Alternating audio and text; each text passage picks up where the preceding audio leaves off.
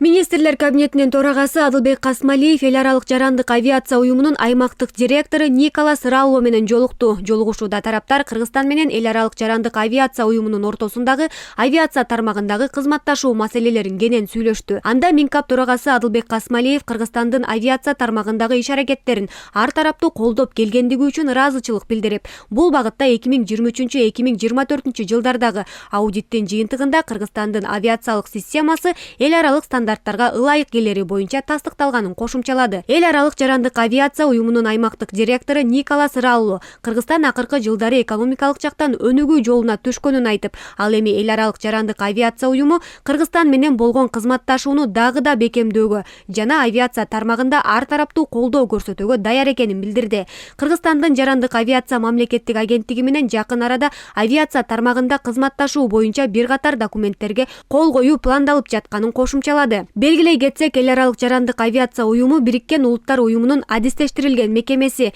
жарандык авиациянын эл аралык стандарттарын аныктайт, коопсуздукту жана эффективдүүлүктү жогорулатуу максатында аны өнүктүрүүнү координациялайт. Дүйнөнүн 56 мамлекети мүчө болгон, ага Кыргызстан да кирген.